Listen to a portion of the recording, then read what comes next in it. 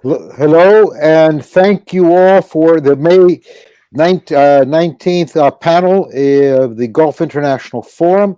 Today we will be discussing for the first time, what looks like good news in the Middle East, or at least we hope it's good news. Yemen has witnessed many positive developments this last month. Uh, uh, uh, the president resigned, a new presidential council was put forward. A truce was agreed between the government and the Ansar Allah, the Houthis. Uh, so all this is, it's about as positive in terms of developments as anything I've seen over the last tragic 7 years. Uh, now, this, of course, this is just the opening. We're just beginning now. The new council has to end the infighting between the various factions on its side, and in addition, to try and set themselves up to find an final agreement with the Houthis. But there has been a truce. The truce has been good. It's held mostly. Prisoner swamp, Hodeidah port seems to be open. They've flown the first flight out of Sana'a Airport. So this is all good news, and it's the kind of good news that most of us had gotten used to had not been hearing for a long time. But this doesn't mean the crisis is over. It doesn't mean it could fall apart again, and we go back to what we were doing. There are a lot of questions to be asked. Is this, as a lot of diplomats say, is this the last best hope, or if this works, is there, so even if it doesn't fail, there's always another last best hope, is my view. There's lots of moving parts, lots of players. Other countries in the GCC, there is the dialogue between Saudi Arabia and Iran, dialogue between Iran and the UAE. There is the issue of what appears to be competition between the UAE and Saudi Arabia. So what's different? Why did it work now? What's the role for the U.S. and the UN agencies, U.S. and UN envoys, excuse me. So all these, we have a lot of really good people here. We have three really good people here to talk about this and hopefully tell us something more, not a lot more, hopefully, and they'll tell us something about where they think this could go and might go. The first speaker is Dr. Nabeel Khoury.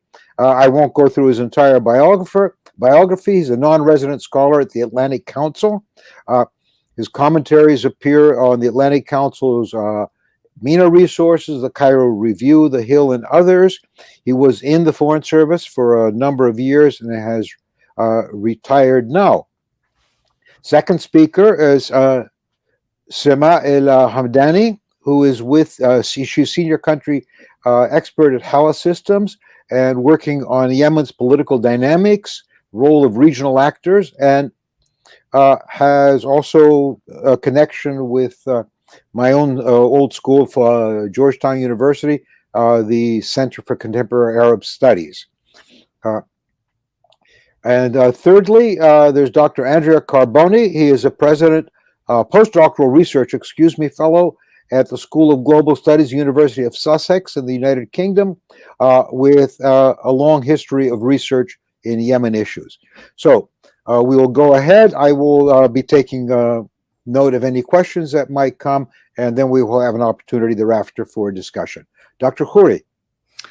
All right. Good morning, everybody, and great to see you all. I must say that when I get depressed by news from Lebanon and Palestine, especially lately, I turn to Yemen because despite the misery of the last 7 years, the conflict in Yemen has always had a logical way out and always a chance that people take that logical way out and reach a comprehensive peace. Clearly, right now, since the beginning of April, we've entered a new phase in Yemen, a more hopeful phase. And that's, of course, due to the serious truce, which, despite some fallout here and there, and accusations here and there, has largely held for the better part of 2 months. The relaxation of travel restrictions is a first and is very good news. Most importantly, I think, is the creation of this presidential council, which I take as a good step, could be a step in the right direction, although we're not too sure yet. Um, it's a good thing to gather the warlords who are actually active on the ground, because if they don't agree to stop the fighting and they have to have their terms met, then the war continues. So it's a good thing to try to unify what until now is what used to be loosely the Hadi legitimacy government side. Of course, missing from that is the Houthis. Once there is a rapprochement and the Houthis agree to take part in this council and its discussions and deliberations, then we'll have a real gathering of all the effective forces on the ground. Now, this step could go in the right direction and be a good cornerstone for a genuine peace, or it could be a limited step and falter. And if it falters, I'm afraid that we will see a lot worse in terms of violence than what we've seen in the past 7 years. What are the criteria here for success or failure? I think first of all, we have to know what the real intentions are of the region and the international community. Saudi Arabia and the United Arab Emirates in particular, the leadership is very hard to decipher. We have to know if do they really want a comprehensive peace leading to a genuinely independent, unified Republic of Yemen? Or are they getting a truce, hopefully a ceasefire, and then pretty much they leave the balance of power as is inside the country? One of the questions, and there are many questions that lead me to speculate on that, is the UAE, the disposition of its forces, particularly the UAE's interest in securing maritime paths around the Horn of Africa and into the Red Sea. There are no signs that the UAE plans to give up on that. There are also, while the demand is high and rightly so for the weapons of the Houthis, there is no indication that the militias that are supported by the UAE are going to be disbanded. What about their weapons? There hasn't been any mention of that. From the US point of view, there's been much lately about resetting relations with Saudi Arabia and with the UAE. The high-level visits to the UAE, mourning the passing of the one president and passing the baton to the new president, MBZ. The declarations, the statements that have come out, particularly from the State Department and the White House on this, stress the partnership between the US and Saudi Arabia and the UAE. They stress the US commitment to the defense of their territories. And they talk about the world economy, meaning Ukraine and the fallout of Ukraine on oil and gas prices. The only mention of Yemen is the support for the truce in Yemen, and choosing to support the truce, not so much a push for a comprehensive peace, is a worrying signal for me anyway. From the local point of view on the ground in Yemen, I think clearly the Houthis have to respond more positively to the steps that have been taken so far, even though they've been limited steps. And principally, the Houthis need to open up the roads in and out of Taiz. The people of Taiz have suffered enough. It would be a good gesture on the part of the Houthis if they relieve the siege that they have laid around Taiz. From the new presidential council, Dr. Rashad Al-Alimi is an old friend, and I have a lot of confidence in him. I think he is a good manager. He is efficient, and he's a good mediator. So I think if he places as a top priority diplomacy first, diplomacy within the presidential council, because there are a lot of opposing views and tensions among the people gathered around the table with him.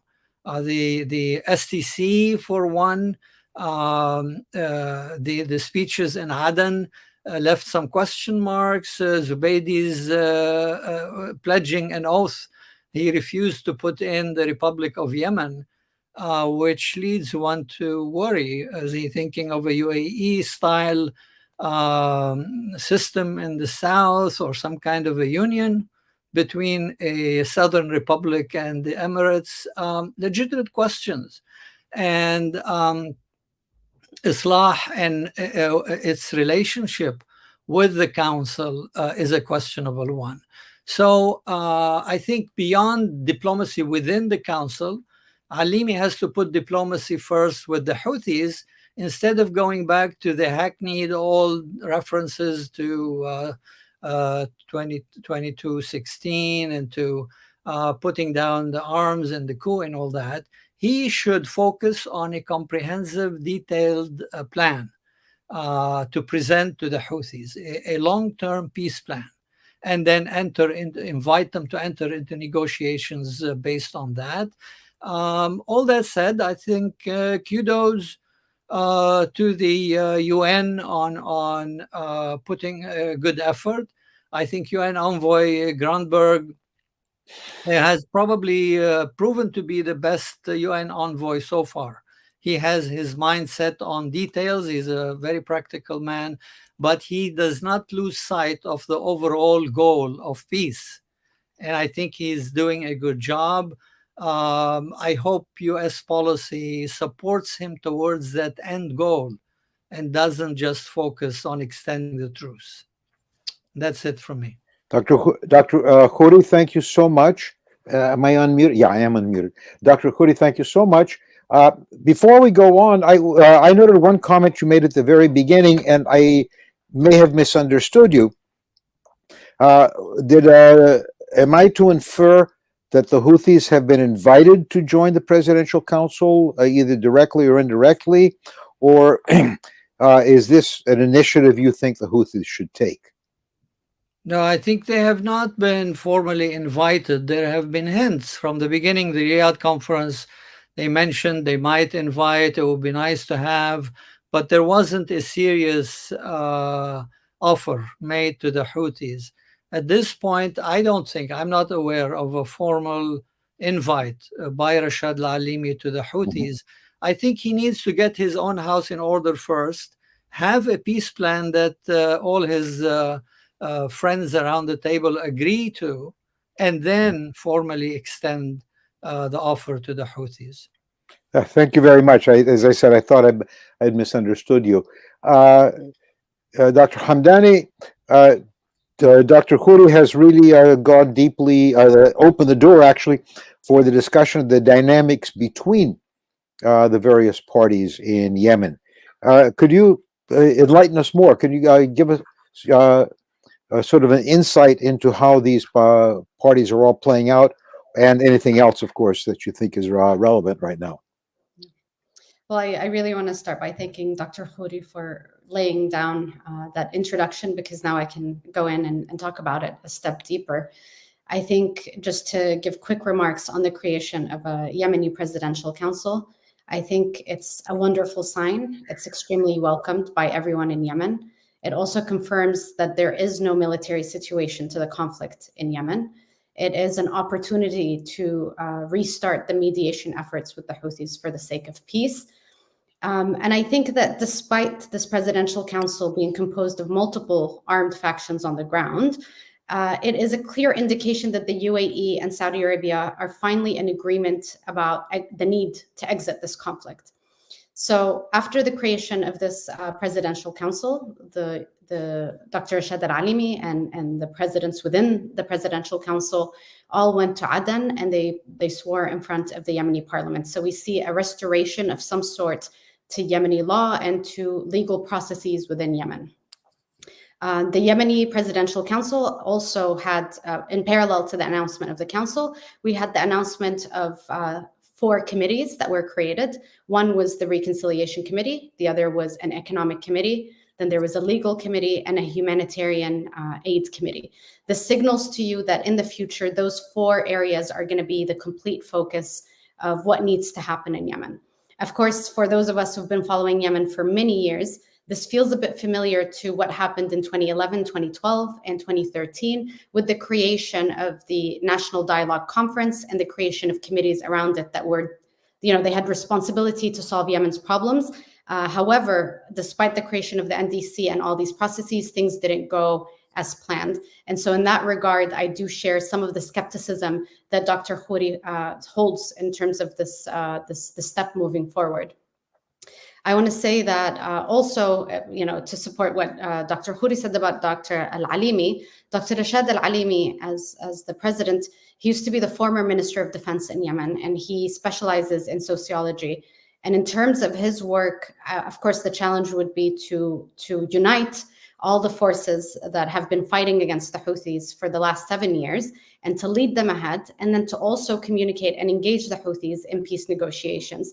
And perhaps this focus or his experience on sociology would give him an advantage into focusing on how to recreate a social contract in Yemen on the ground. Because ultimately, while this is all happening, the focus needs to be the people there. I think it's really important to also state that the role that the UN and US envoys have played in Yemen looks incredible. Before the announcement of the Presidential Council in Riyadh, there were negotiations that were taking place in Amman, Jordan, under the auspices of the UN.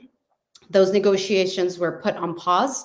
The consultations started taking place in Saudi Arabia under the GCC. And the point of those consultations was to figure out a way for Yemen to exit from a stage where President Hadi was leading the process and entering into a situation where we can have new actors and we can kind of shift forward and away from what seemed like a very strong standstill.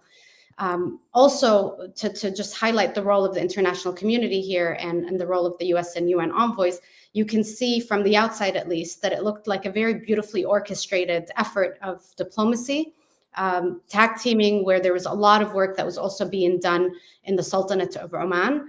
And of course, you can see that there was rebuilding of relationships between Saudi Arabia, the US, Oman, and of course, that manifested itself as pressure on the Houthis to kind of agree to this truce that was finally announced.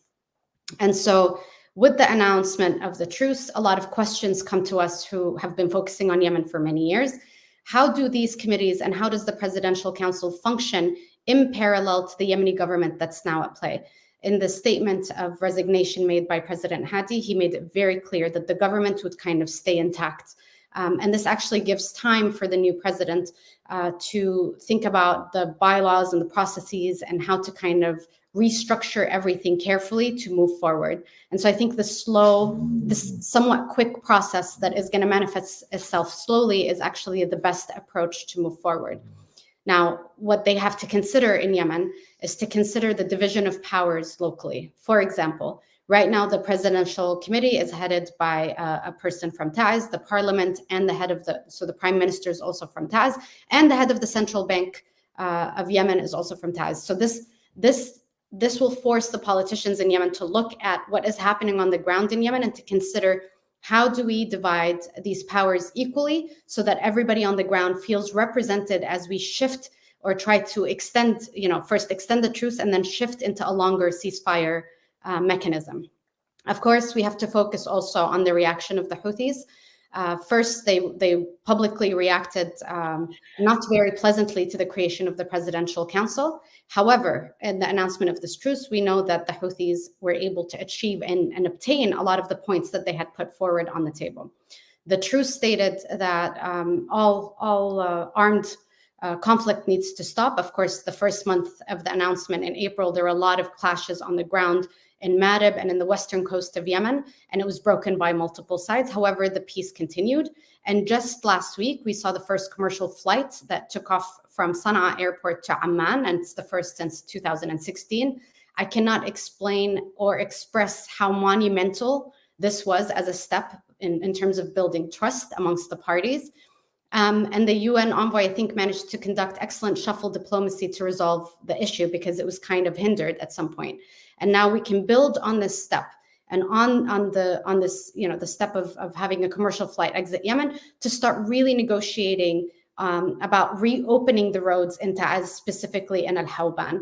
And I think that it is unfolding beautifully so far because also the Houthis were able to have oil enter through Hodeidah into Yemen.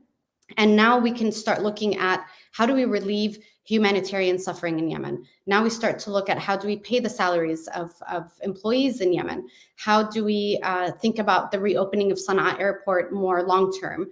And so I also heard, and this is not confirmed, that the Houthis finally agreed to present the names of a team that would be open for negotiations moving forward in the peace process if this truce is extended. So my imagination is the truce will be extended for at least 2 to 3 months. And then afterwards, we imagine that this truce needs to turn into a longer ceasefire process in which we talk about the cessation of the conflict and the starting of a longer peace process.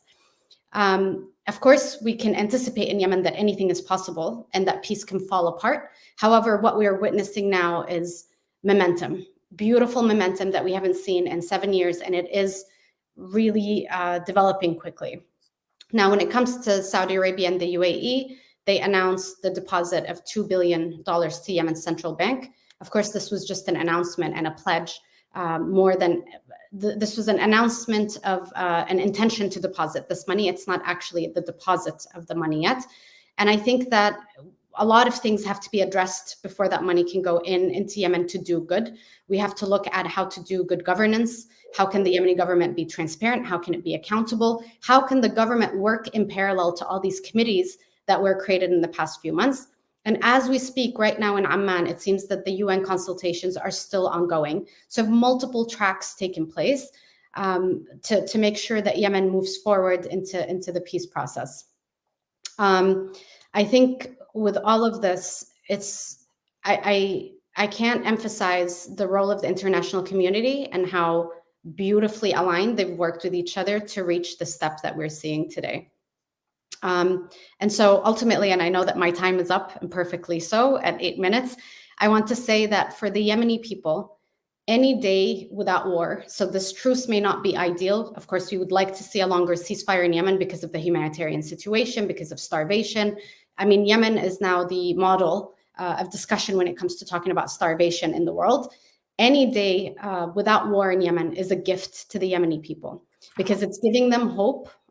Just the announcement of the truce itself is a peace building process in the sense that people now believe that they can live in peace despite diseases, despite poverty, despite all the other issues that are still facing Yemen.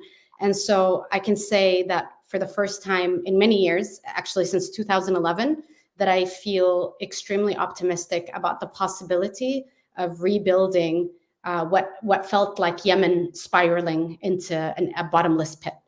And that's my remark. Thank you very much. That's actually is a rather cheerful line of thought. Just for a lot of us who didn't pay that much attention to Yemen a few years ago, there was a very ambitious effort 10 years ago with committees, with organizations, with attempts at truce that fell apart. And you sound very much more optimistic. Could you sort of walk us through why it fell apart and why you're a little bit more optimistic now over what happened 10 years ago? Of course, to summarize it very succinctly, I can say that the warring parties who are entering into negotiations, whether in Kuwait or in Sweden or wherever it would be that they would talk, the warring parties were not genuinely ready for peace. I think the war has kind of exhausted a lot of these factions out. I think the war also escalated in a way in which they did not expect. When the war started, the Houthis had to share power with former President Ali Abdullah Saleh. Today, they are launching attacks on the UAE and Saudi Arabia, so their power of influence has grown. The war has kind of moved in a different trajectory, and I think also Saudi Arabia and the UAE are frankly exhausted from this conflict. I don't think that they want to keep funding a process that seems endless. And in a way, creating this Yemeni Presidential Council is a way of Gulf countries saying, here, Yemen, we give it back to the Yemenis, let them kind of try to figure themselves out. It's an excellent exit strategy in a sense, but that puts a lot of the responsibility now on the Yemenis, who may or may not agree. Who knows? I think when you enter into a 7-year war, the end is not going to be signing a deal and boom, everything is perfect. We're now going to talk about the possibility of creating federations. How do you share resources, so on and so forth. But I think this fatigue that we see after, of course, we had COVID. It hits many countries strongly. We see fatigue from the war on the ground. And now the warring parties are really ready to have some of that relieved. Of course, the reason I'm optimistic is because the Houthi militia is getting their demands. They stayed very fixated on certain things, and their demands are being met in an equitable way. And so at this point, the Houthis cannot continue dragging the war moving forward because ABC was not met.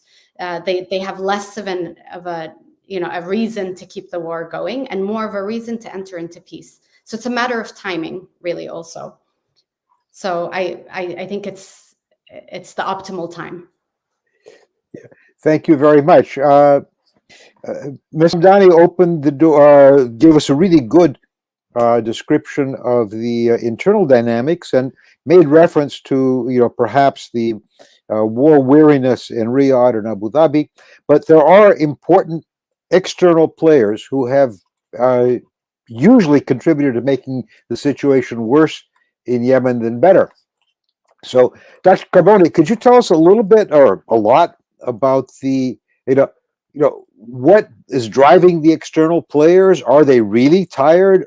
Do they have an end game? Do they have outside? Do they have other issues that that a truce or a continuation of the war in Yemen would benefit? Dr. Carboni? Well, thanks, Ambassador Theros, and thanks also to the Gulf International Forum for the invitation. Well, I agree definitely with my colleagues on the panel that the combination of the formation of the Presidential Leadership Council and the truce is a watershed in the history of the Yemen conflict. I'd also add the signing of the Memorandum of Understanding for to avert the oil spill from the decaying tanker in the Red Sea, which was agreed upon by the government, by the Houthis, and by the Fahim group. And these all happened, against the backdrop of the crisis in Ukraine, which has had major implications on food and fuel prices, but also on the availability on the market. And we know also that much of the, humanitarian crisis that Yemen was befallen on Yemen was due to the fact that most people couldn't afford to buy these goods.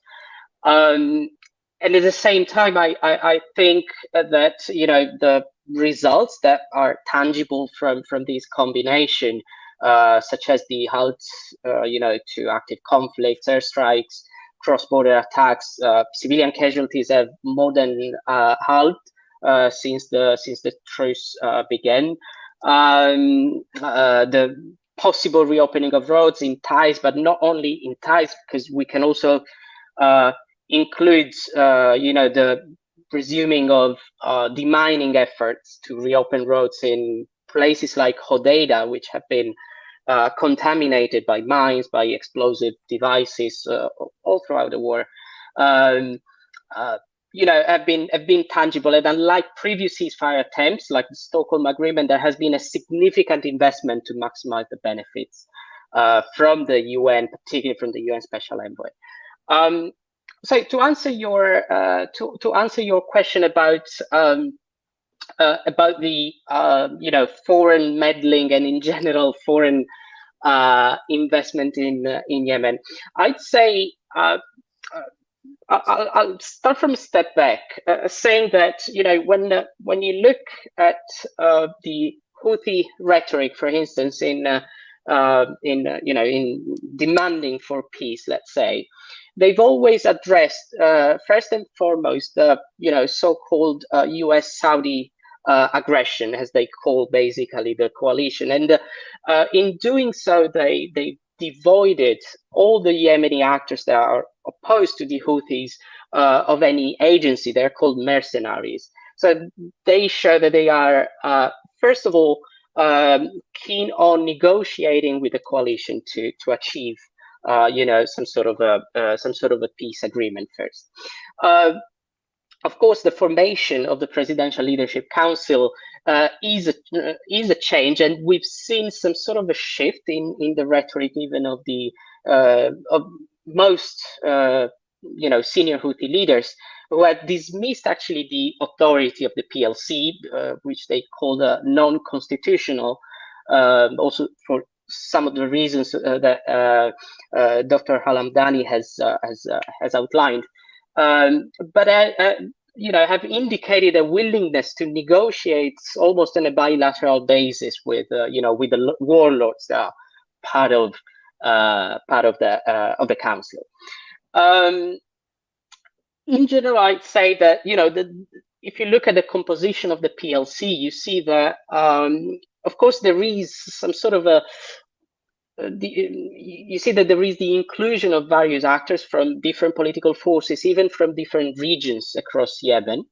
But most importantly, they are considered to be, close to either, the UAE or close to Saudi Arabia. So it can also be interpreted as some sort of a balanced council between these two forces. And we know that until today, and in particular until the formation of the council, Saudi Arabia and the UAE have pursued different strategies in Yemen, sometimes even contrasting strategies. So we can expect that there'll be collaboration between Saudi Arabia and the UAE, at least until the PLC is effective, is in power. They for instance, they both pledged to donate $3 billion to the central bank, which is intended to stabilize the currency, and of course ultimately to stabilize, to bring inflation down and to improve the economic situation. The problems may arise only in a situation in which the truce some sort of collapses, or at least turns into some sort of a war of attrition, and in which we have a situation where the parties that are now in the Presidential Leadership Council will not find beneficial any longer to stay in the council.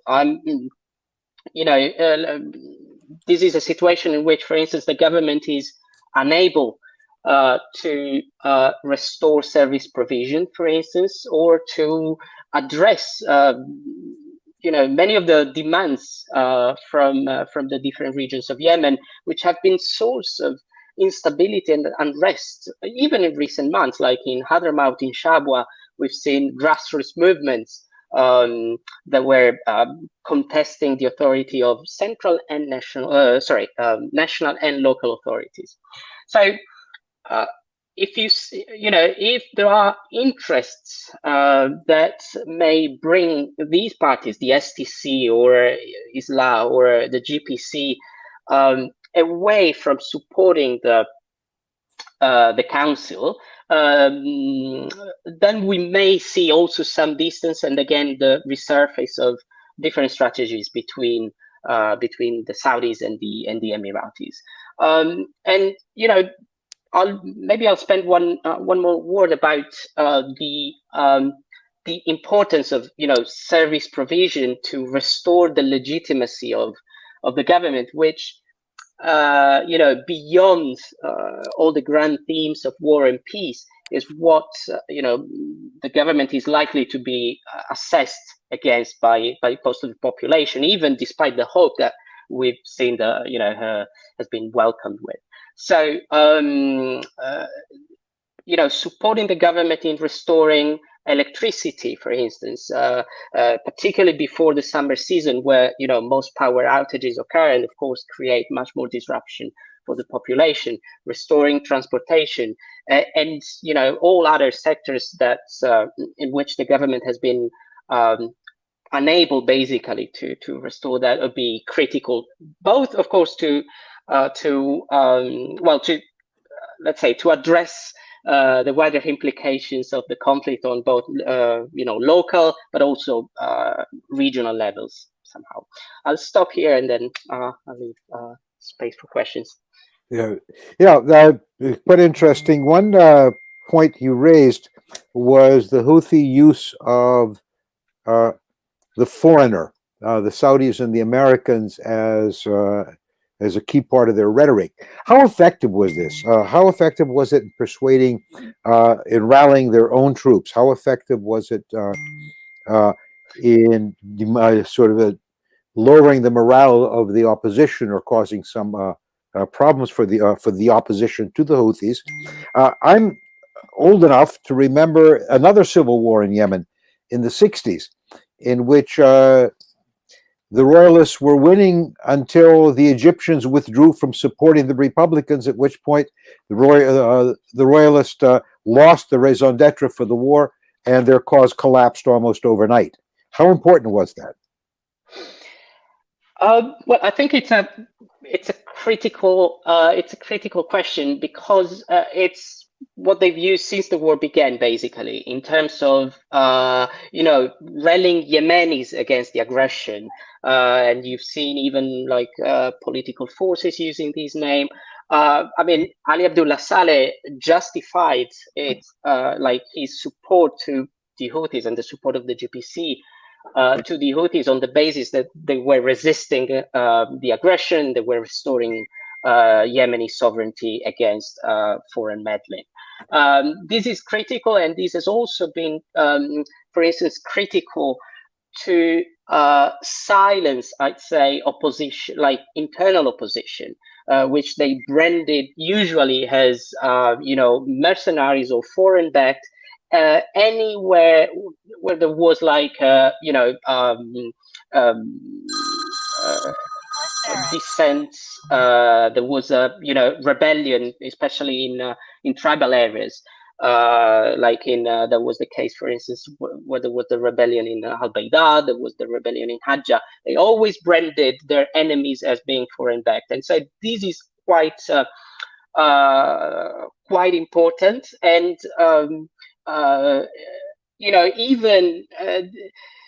even the UN and the way that they dealt with the UN was had this same rhetoric, in the sense that they accused the UN from time to time to be siding with the coalition or with the Saudis against Yemen. And on this basis, they refused, for instance, the UN Special Envoy for many months to come to Sana'a, I think until March, when they welcomed him in Sana'a, at least with some minor leaders, maybe not the senior leadership of the movement. So that's my answer. Thank you. That's interesting. As we move on, before I turn to the questions from our audience, I have something that's always been very important to me. Obviously, American policy is dictated to a large degree by domestic policy. What are factors, and this is for all three of you, but beginning with Dr. Khoury, what are factors in American politics, domestic politics, that will affect how the United States sees developments in Yemen. I mean, the great hostility towards Iran, does that run a risk of derailing some of the American activities? What have you, Dr. Khoury?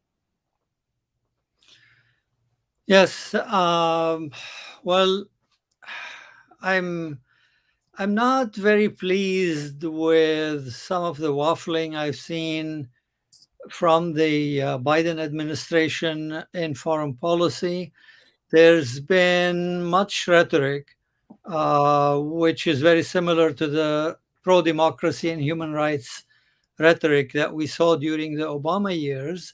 But then there is no real shift on the ground in terms of security arrangements. There is no new infrastructure for American security based on these values that are supposedly very high on our list. In fact, there is a retreat which may or may not be justified. It depends on your view of what the US national interest is. But there is a retreat in terms of firming up the security arrangements worldwide, NATO, for example, and in the Middle East, to make sure that the US does not lose ground. So the UAE and Saudi Arabia are all traditional friends and allies of the US. They have expressed doubts about American commitment to them. Those doubts are being smoothed out, and US commitment is being renewed. One thing I worry about, I mean, of course, the fallout from the war in Ukraine creates the need for more oil and gas to be pumped from the Gulf to Europe in particular, but worldwide. And that's something that the Saudis and Emiratis have been playing coy about and giving Biden a hard time on. And therefore, his recent attempts to appease them and soothe their fears and their worries. There is a shifting balance of power in the world. The world balance of power is in flux.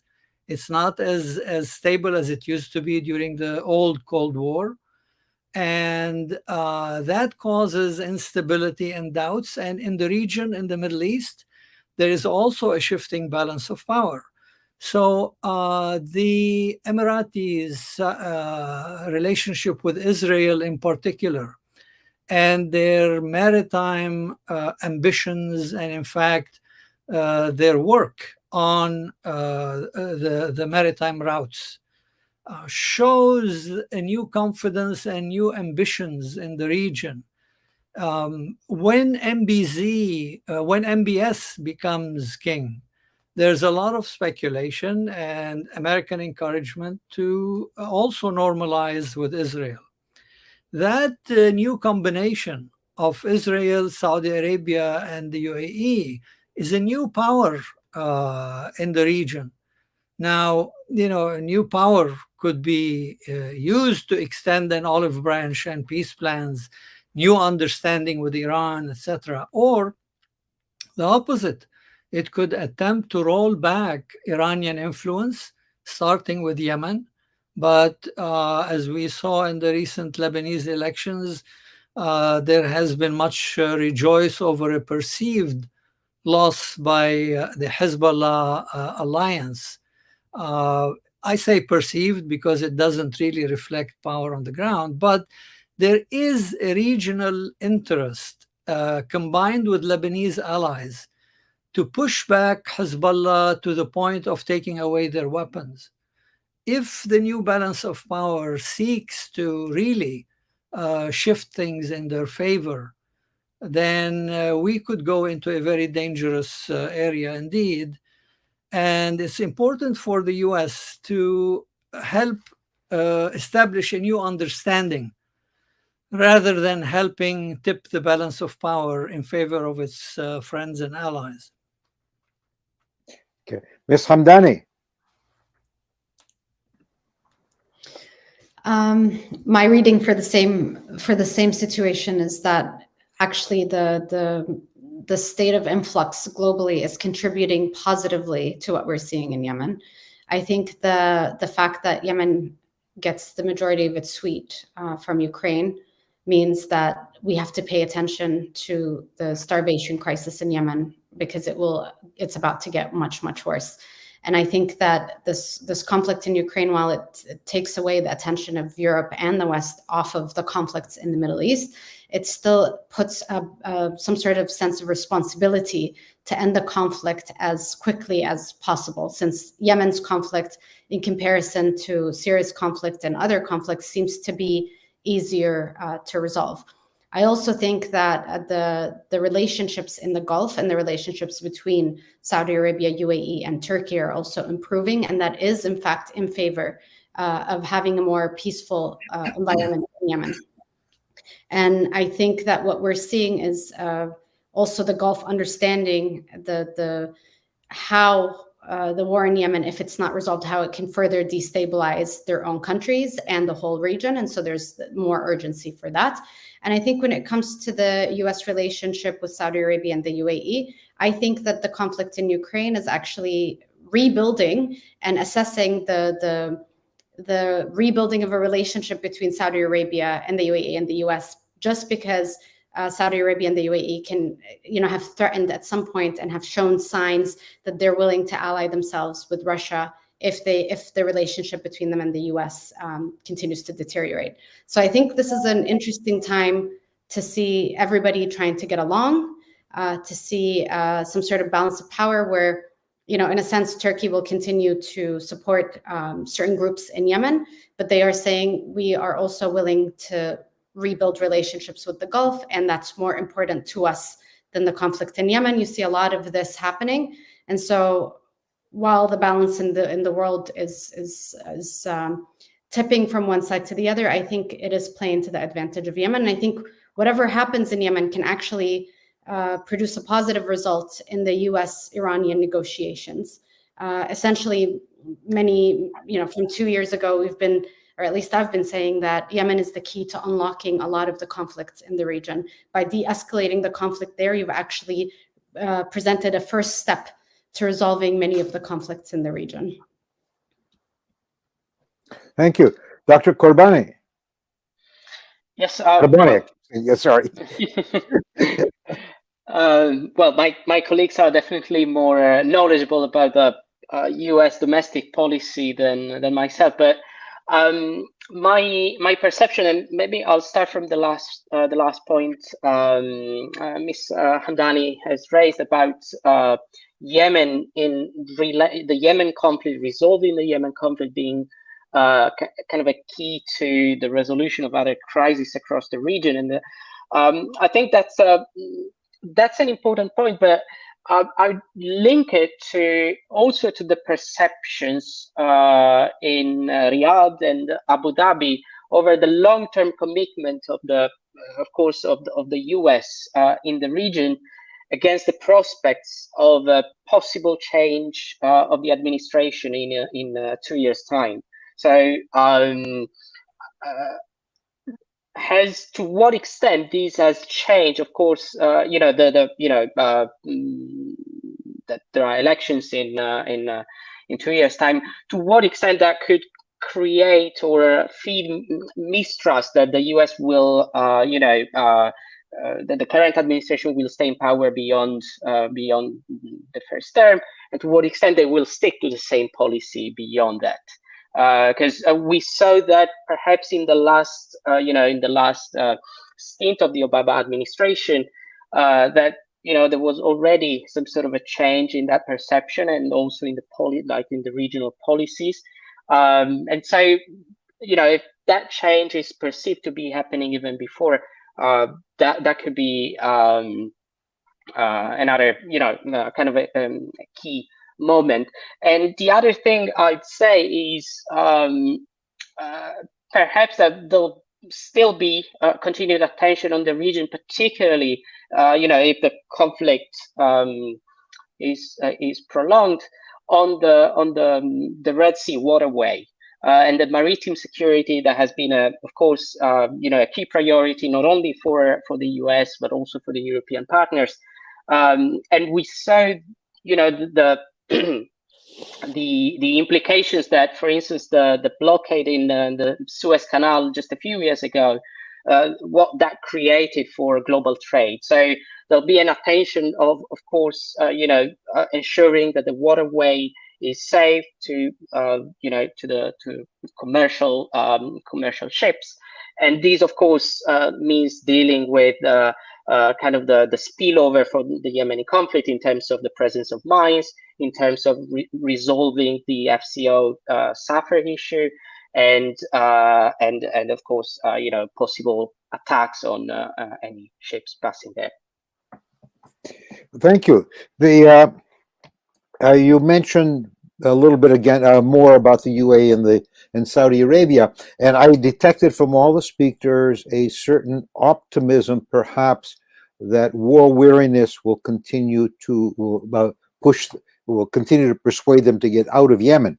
On the other hand, I have a long history in the region, and I tend to believe, that the rivalries, the paranoia, whatever you have, of the smaller Gulf states against the predatory, what they see as a predatory Saudi Arabia, particularly grabbing territory and trying to influence them, has met now a much more self-confident and militarily more powerful Emirates that is trying to position itself for a, how can I say this, trying to position itself for a future confrontation with Saudi Arabia, and I may be going out on a limb here, and so that it is in the Emirates' interest to, in effect, control the waterways, to control the Bab el-Mandeb.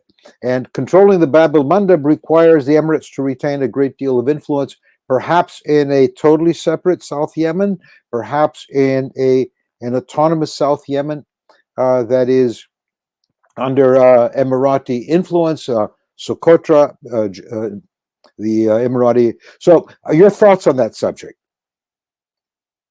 Dr. Carboni first, and then anybody else who wants to pitch in. Yeah, that's an important question, and it's also linked to, I think, Dr. Khoury's point about Zubaidi not mentioning a pledge to Yemeni unity during the swearing of the Presidential Leadership Council. So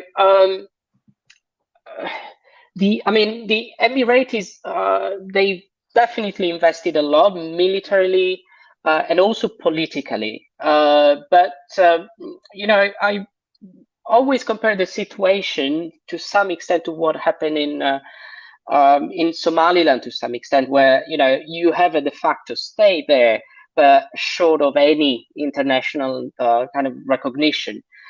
So getting to a point where southern Yemen is recognized as an independent state, I think it's a very far away prospect. At the same time, though, I think, and this of course will depend on the shape of the Yemeni state that we'll see in the future. So whether in whatever agreement is reached with the Houthis, or how long the war will continue, the prospect of having a federal state in which southern Yemen is recognized as an autonomous entity will be almost inescapable. One of the, I think, the main issues that has characterized the Emirati intervention in Yemen was the support of militias in the south, linked to the Southern Transitional Council, which was particularly rampant between 2017, 18, and even 19, and then there was a gradual integration of these forces, particularly after the Riyadh Agreement, into the armed forces of the Yemeni state. So I don't know if we can come back to the same situation, but I think one key key question that will, Yemen will address in the future will be the status of these, UAE-backed and often funded militias within the Yemeni state and the armed forces of the Yemeni state. This is, of course, a controversial issue because, of course, and this is what has stalled the full implementation of the Riyadh Agreement until today. And going back to the question you asked also before, this is also where the possible strategies of the UAE and Saudi Arabia may diverge again in the future should there be any window of opportunity for this to happen. Ms. Hamdani? Yeah. First of all, I want to make a small correction. I said Dr. Rashad al-Alimi was the former Minister of Defense. He's the former Minister of Interior. That correction was made in the comments, so I want to thank the person who made that. It was a small slip. In terms of looking at Emirati influence in Yemen, they have influence not just in the south. They have influence through the forces of Tariq Saleh. They continue to negotiate and talk to the General People Congress and representatives from that party. They continue to also have influence in Socotra, which is really its own region with its own issues, and Al-Mahra as well, which is on the border of Oman. And so what we see is that the UAE has invested in Yemen. They've already signaled and did what Saudi Arabia did just this last year, which is they withdrew their troops and they decided to operate through their proxies and to continue having influence through that. I think what we're seeing here is that the Emiratis and the Saudis are able to agree on what they would like to see in Yemen. That's why we have not just Idris al-Zubaydi, but also Tariq Saleh and other individuals within the Yemeni Presidential Council. I want to state one concept here that we may not be considering. I think if this play continues to work smoothly and these parties continue to agree, I don't see Emirates having an issue working with the Houthis in the future. I see that the UAE has taken certain position against specific groups in the region, and those groups, they don't want to work with them under any circumstance. And in a state of peace, I don't see why potentially the UAE would not be able to forge an agreement with a new group as long as they continue to advance their interests in the region. And so this is something that we can't see yet, but is in the realm of possibilities moving forward. And I think that it's going to be really challenging to see a Yemeni Presidential Council led by Dr. Rashad al-Alimi, and then with multiple presidents, each person involved in this presidential leadership council wants to be a president of an autonomous region in Yemen. And so in a sense, the territory under Houthi control will remain kind of somewhat united, as we've seen in the past few years. And then the real question begins about the liberated territory in Yemen, or the territories under the influence of the government of Yemen. If the government fails, we're going to start seeing a lot more fracturing taking place. This is why the question was, how does this presidential council perform against the Yemeni government of Yemen? How do they deliver services to the Yemeni people? Are they going to fail? Are they not going to fail? If they fail in delivering services to the Yemeni people, then the likelihood of splintering is going to increase. And I think that's where it is. But that's to say that the Presidential Leadership Council seems to be to include armed groups, and so the focus is looking like it's going to be on military and control, which is definitely appropriate for the phase that we're in the Yemeni conflict. This will have to change as the truce continues to hold. They will have to shift and start looking at issues that concern the civilians. But for the time being, it seems to be the right balance. The real challenge will be, will these members under the Yemeni Leadership Council continue to agree, continue to be equally supported by the UAE and Saudi Arabia? If UAE and Saudi Arabia start to have conflicting issues again, we're likely to see that manifest in the Yemeni leadership, the Yemeni Presidential Leadership Council, and it's likely to manifest on the ground and increase the duration of conflict on the ground. Dr. Khoury. Okay.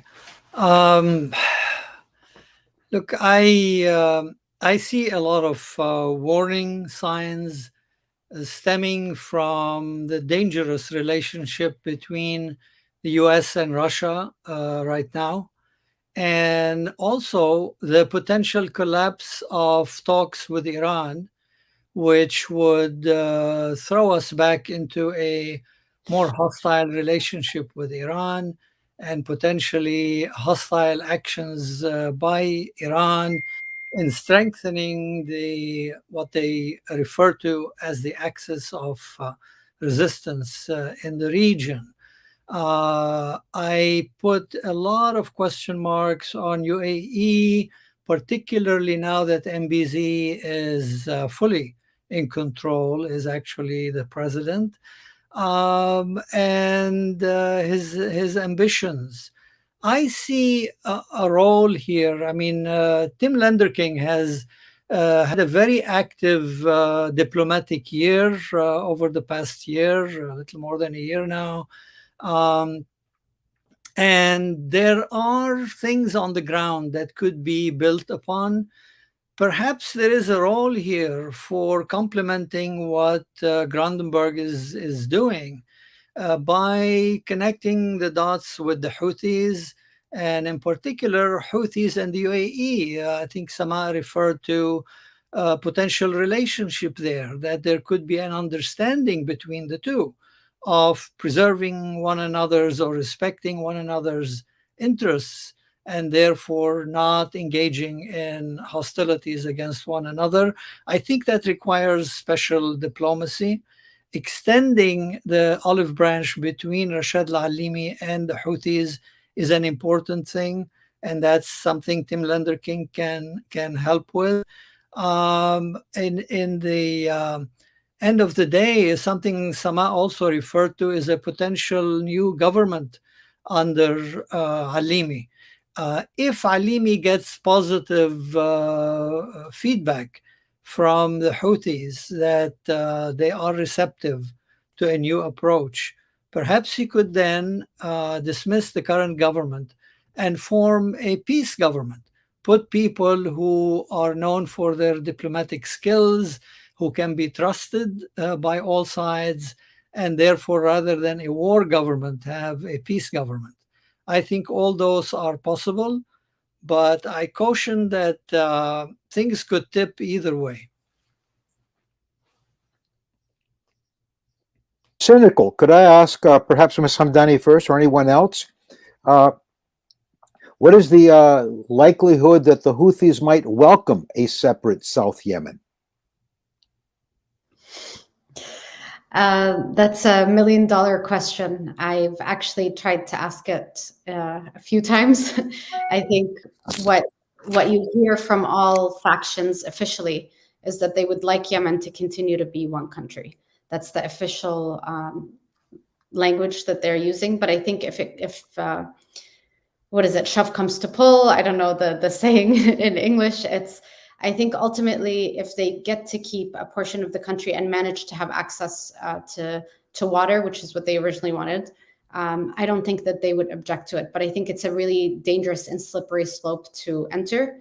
I think that talking about the different territories that were created during the conflict is essential. Yemen is no longer the Yemen that existed before 2011. It's no longer the Yemen that existed before 2014, when the Houthis came in September and signed the Peace and Partnership Agreement with President Hadi. And of course, after 7 years of war, Yemen is not the same. And so in order to keep Yemen one, there needs to be significant work and attention into how to rebuild the Yemeni national identity, and how can the law equate different citizens. How can the law protect equally all citizens of Yemen, regardless of who they fought for, where they're from, and so on and so forth. So it'll be extremely challenging. And I think if Yemen begins fracturing, I think it is potentially the North that would hold stronger. And I think that it's extremely risky. So I see that a transitional period for Yemen appropriately has to be at least 10 years. And then after those 10 years, we can turn forward and see if people still feel that their grievances are the same. A lot of the grievances that are coming out of the South have to do with the delivery of services, access to power, economic state. And so if these concerns are addressed, would the people in the South still want to secede in Yemen? That's a question that can be resolved by good governance and by the restoration of normality to Yemen.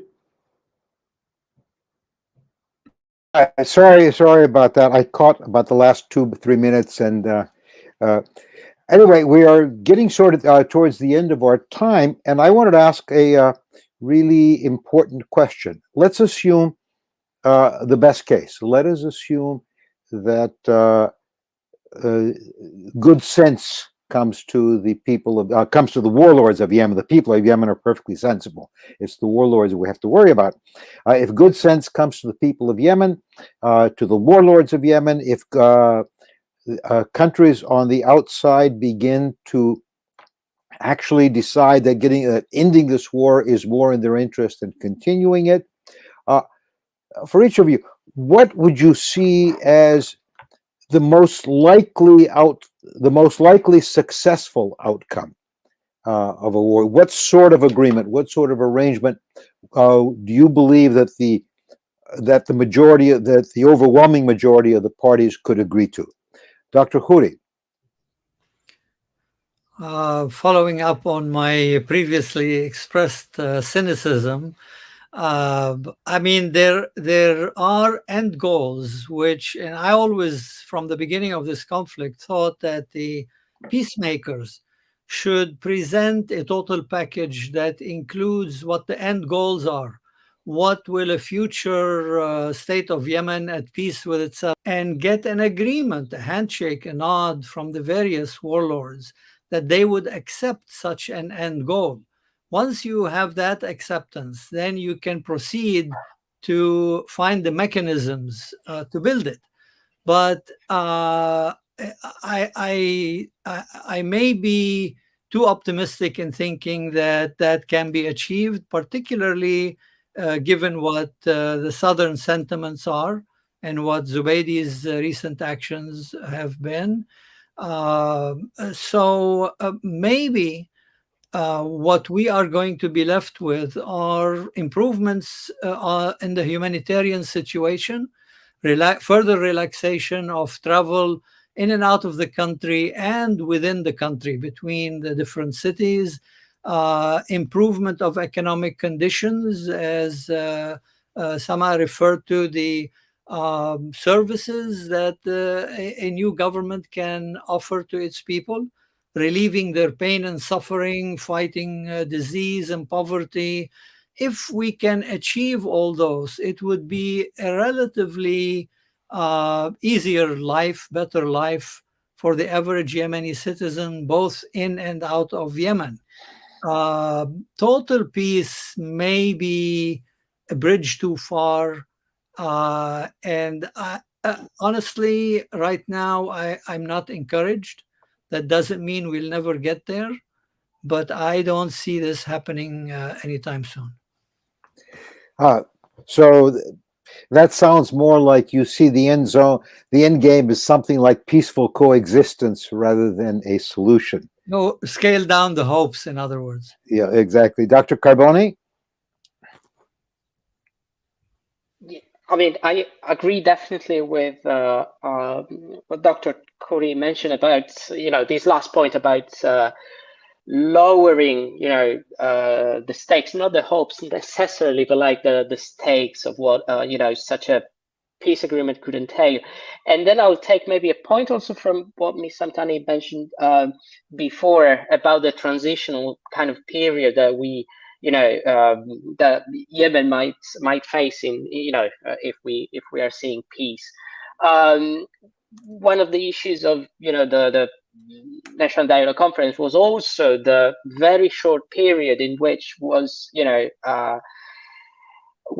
forced to come up with results. Not only actually about the National Dialogue Conference, but also about the reconciliation commissions on land, on the dismissed officers that were basically forced to complete their work in a very short period of time, they couldn't address all the different grievances, political but also very practical grievances, and in the end left more discontent than they started with. So I think it's going to be very critical to, of course, to understand and set the goals from the warring parties and from the warlords that will be involved in this process, and also from the political and societal forces. So it's not just about warlords. And then to understand, what's the most likely time period in which you can address these grievances and create, a Yemeni state that is inclusive of the different particularities you have across Yemen. Thank you. And finally, as the person most interested personally here, Ms. Hamdani. Thank you. I can't emphasize enough how I also agree that the process to peace is going to be long and there are going to be many obstacles along the way. But I think we're paving a road where a real opportunity for reconstruction is possible. And this is kind of the same hope that we had in 2012 about the building of a national dialogue and so on and so forth. So we are now in a space where if things are designed well, if processes and mechanisms and frameworks are outlined clearly and the political process is handled with care, there could be some real fruit there for Yemen. And I think in the past few years, we've seen the role of women diminish in Yemen. There's been hardly any real representation of women in government, either the Houthi government or the government of Yemen. And even in engaging women in peace processes, I think this de-escalation allows the inclusion of women, of youth, of re-engaging and rebuilding non-governmental organizations in Yemen, to give them the role to kind of be active again, and to shift the focus away from military and combat into other issues that, of course, Yemen has so many issues that need to be addressed. And I think it's an opportunity to kind of shift away from conflict, look at truce, normalize situations, and focus on all the other crises that Yemen will continue to face regardless of peace and war. And so I am going to remain optimistic because I truly have not seen this much momentum take place before. And I think that it's essential to monitor what the regional actors are doing in the Middle East. I think if there's real will for peace and there's less funding to Yemeni representatives to kind of carry out their interests on the ground, the more likely it is to see Yemenis negotiating genuinely with each other and trying to rebuild their own country. So it's also essential to dry out outside funds coming in, regardless of where these outside funds are coming in. It's really important to let the Yemenis focus on rebuilding Yemen. Yeah, there's a saying in Arabic about "from your mouth to the ears of God." The people of Yemen certainly deserve this. They certainly deserve better than the cards that have been dealt with them in the future. I want to thank all of you. This has been a remarkably thoughtful and incisive panel. I also want to congratulate all of you for staying really close to your to your time. That's not something I say at the end of most of our panels. And thank you again. Thank our audience. I'm sorry I didn't get to most of your questions. I was too interested in mine, I'm afraid, which is a bad habit of mine. But more importantly, this is a good panel. I hope we all learned something from it. I want to thank everybody, thank the panelists, thank the audience. Remind you that within a week, we don't have a date yet, but we will. Our next panel, also very exciting, very interesting, is going to concern itself with where does America fit with OPEC. But thank you all very much. It's been a great day. Thank you. Thank you.